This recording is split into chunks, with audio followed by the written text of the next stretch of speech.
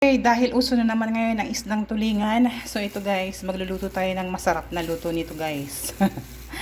Okay, magsaing tayo ng tulingan, no? Okay, prepare na natin sa kawali. Okay, unahin natin ilagay yung mga sangkap. So ayan, kamyas yan, dried kamyas. Dried na talaga, masyadong madami. So okay na to. Sama pa natin yung ibang medyo brown. Marami kasi akong tuyong kamyas dahil dyan sa labas ng aming tinitirahan, may puno ng kamyas. So, pinanghihinayangan ko, ayaw ko talaga nabubulukan na parang sayang talaga, no? Okay. Isunod natin ilagay yung taba ng baboy. Liempo, ang aking ginamit.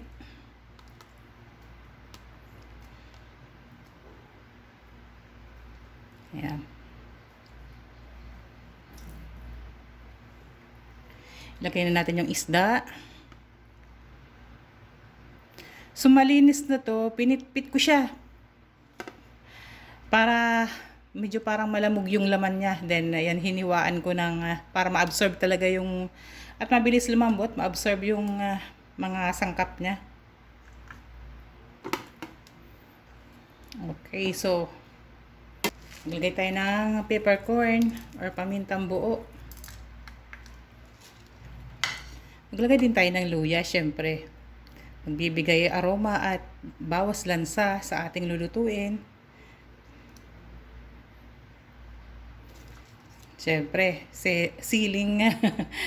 Thai chili na to guys, hindi na siling labuyo. Dahon ng laurel. Bawang buo na ginamit ko, hindi ko na siya tinadtad para nakakain ko pagka ayan, naluluto na. Din sibuyas.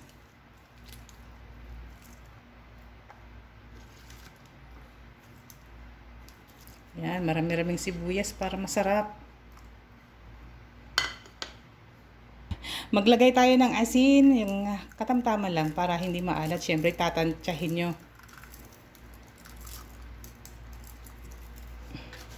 Okay, maglagay tayo ng tubig para mapalambot natin to.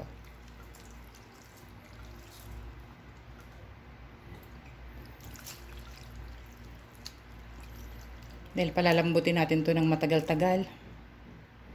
So, yan, mga 3 baso guys muna.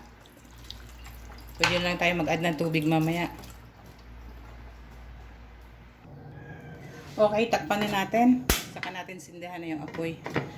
Okay, once na pag kumukulo na to, bababaan na natin yung apoy para mapatagal natin ng gusto yung kuluan. Ano? Okay guys, so ito kumukulo na, no? So, lagay natin sa katamtamang apoy at pakuluan natin to ng mga 1 oras. Then, papatayin natin.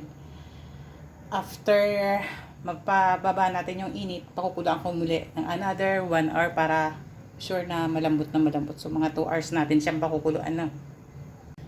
Okay, check na natin. After ng almost 2 hours na siyang kuluan, guys.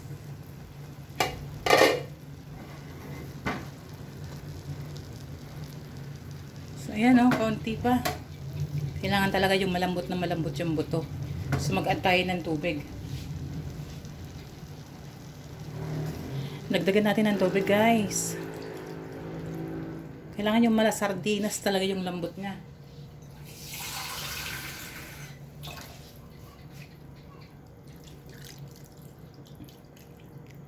Okay.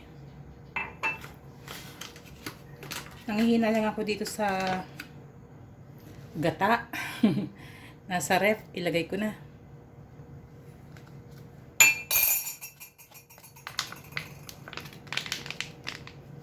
Kukumama.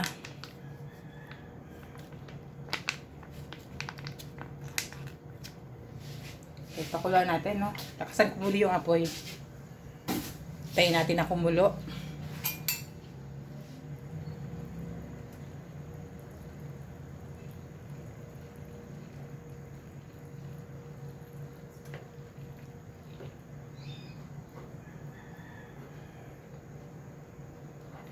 Di ba pag sinaing naman talaga, yung kailangan makakain mo lahat, walang tapon. So, ganun ang gagawin natin dito.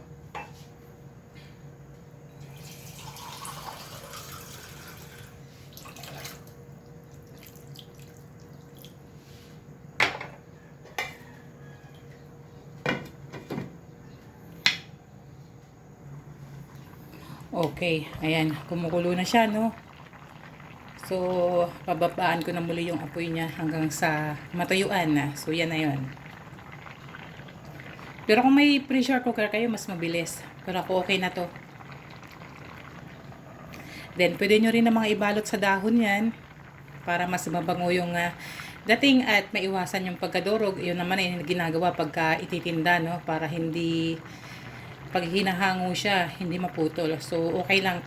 Pang ulam lang naman namin to. Okay guys, check na natin after ng almost 3 hours na kuluan. So, okay na to. Ayan, no? Para may kaunti pang sarsa. Oh. Grabe, ang sarap nito guys.